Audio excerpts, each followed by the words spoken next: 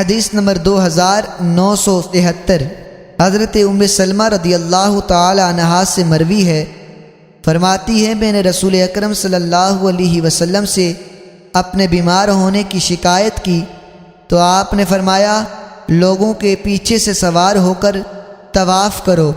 فرماتی ہے میں نے طواف کیا اور اس وقت رسول اکرم صلی اللہ علیہ وسلم بیت اللہ شریف کے پاس نماز پڑھ رہے تھے اور اس میں سورہ طور کی تلاوت کر رہے تھے۔ حدیث نمبر 2974 حضرت عروہ رضی اللہ تعالی عنہ سے مروی ہے، فرماتے ہیں میں نے حضرت عائشہ رضی اللہ تعالی عنہا کی خدمت میں عرض کیا میں سمجھتا ہوں اگر کوئی شخص صفا مروہ کے درمیان سعی نہ کرے تو کوئی حرج نہیں۔ ام المؤمنین نے فرمایا تم یہ بات کس وجہ سے کہہ رہے ہو؟ قرآن مجید میں تو ہے بے شک صفا اور مروہ اللہ تعالیٰ کی نشانیوں میں سے ہیں آخر تک۔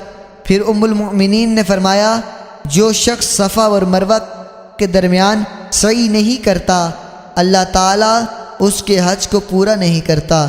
اور اگر بات اس طرح ہوتی جس طرح تم کہہ رہے ہو تو قرآن پاک میں یوں ہوتا فلا جناح علیہ ان لیطوف بہما، اس پر کوئی حرج نہیں اگر ان کے درمیان سعی نہ کرے۔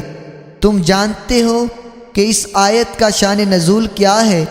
جاہلیت کے دور میں سمندر کے کنارے پر دو بت تھے جن کے نام اصاف اور نائلہ تھے۔